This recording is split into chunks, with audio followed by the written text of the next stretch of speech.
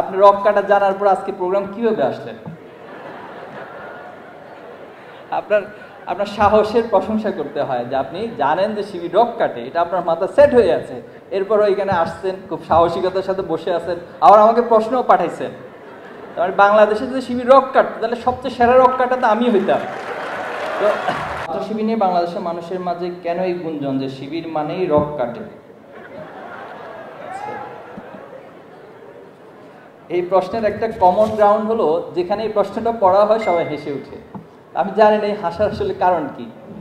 তো হাসি মানুষ হচ্ছে কয়েকটা কারণে হয়, তার ইমোশনের কারণে হাসে, অথবা হচ্ছে যে কোনো একটা বিষয় খুবই মানে সিলি বিষয় থাকে এই কারণে হাসে, অথবা আসলে এটা আনএক্সপেক্টেড, অথবা এটা আসলে এখানে মানে মানানসই নয় এই কারণে হাসে। সব কিছু মিলে রক কাটার এই বিষয়টা আসলে দীর্ঘদিন ধরে আমাদের বিরুদ্ধে প্রোপাগান্ডা চালানো হচ্ছে। আপনাকে বিশ্বাস করেন শিবির রক কাটে?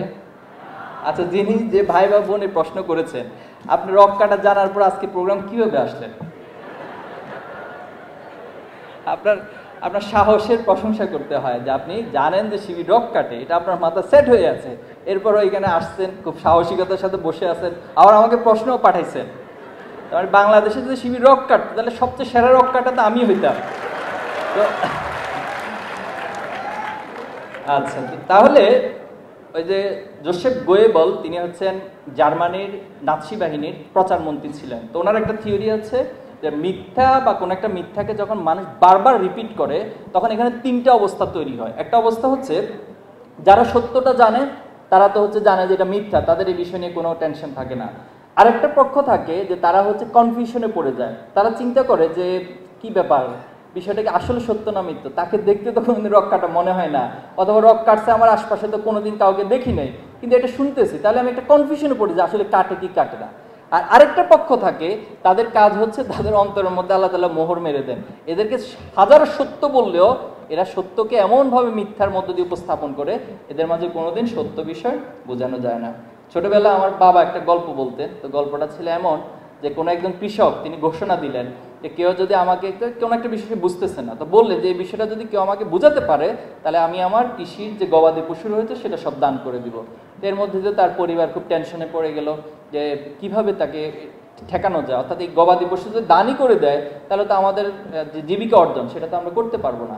তো তখন তিনি মুচকি হেসে তার পরিবারের সদস্যদেরকে বলল, দেখেন তিনি সকাল থেকে রাত পর্যন্ত আমাকে বুঝাবেন যে এটা এটা এভাবে করতে হয়, এটা এই জন্য, এটা এই লজিক, সারাদিন বুঝাবে, কিন্তু বুঝানোর পর যখন বলবে আপনি কি বুঝেছেন, তখন আমি বলবো যে না, আমি কিচ্ছু বুঝি না।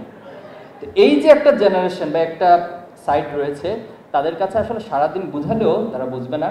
এজন্য আমরা বিশ্বাস করি আসলে সত্য এবং মিথ্যার পার্থক্য এই প্রজন্ম খুব ভালো করে করতে পারে। যে প্রোপাগান্ডার মধ্য দিয়ে আমাদের বিরুদ্ধে নানানভাবে অত্যাচার করা হয়েছে, জুলুম করা হয়েছে, এই প্রোপাগান্ডাগুলো দিয়ে আমাদেরকে হত্যাযোগ্য করা হয়েছে, আলহামদুলিল্লাহ দিন শেষে আমাদের এই আদর্শ এবং আমাদের যে সত্য, আমাদের কথা এবং কাজের মিল, সেটাকে ছাত্র সমাজ গ্রহণ করে নিচ্ছে। আর যারা মিথ্যা প্রোপাগান্ডা চালিয়েছে তাদেরই ধ্বংস হয়েছে। দেখুন, আল্লাহ রাসূলুল্লাহ সাল্লামকে প্রোপাগান্ডা করতে কিন্তু ছাড়ে নাই। পৃথিবীর যিনি শ্রেষ্ঠ মানুষ, পৃথিবীতে এখনো যদি আপনি কাউকে মডেল হিসেবে নিতে চান, যে কোনো দৃষ্টিকোণ থেকে, বাবা হিসেবে মডেল নেবেন, সন্তান হিসেবে মডেল নেবেন, প্রতিবেশী হিসেবে মডেল নেবেন, রাষ্ট্রনায়ক হিসেবে মডেল নেবেন, অথচ পৃথিবীর সেই সেরা মানুষটাকে তারা পাগল বলতেও কার্পণ্য করে না। কিন্তু দেখা গেল যে পাগল আর প্রচলিত পাগলের সাথে তো আসলে মিল হয় না। তখন মানুষ যখন দেখেছে যে অমিলগুলো, তার বিরুদ্ধে প্রোপাগান্ডা চালানো হয়, তখন সকলেই আল্লাহ রাসূলুল্লাহ সাল্লাল্লাহু আলাইহি ওয়াসাল্লাম আদর্শকে মেনে নিয়েছে। এজন্য আমরা বিশ্বাস করি আমরা যদি আমাদের সততার মধ্যে টিকে থাকতে পারি, এই প্রোপাগান্ডাগুলো ইনশাআল্লাহ কোনো কাজে আসবে না। পরবর্তী সরকার যদি শিবিরের উপর পূর্ববর্তী সরকারের মতো স্ট্যান্স নেয় তাহলে প্রতিরোধ কিভাবে করবেন?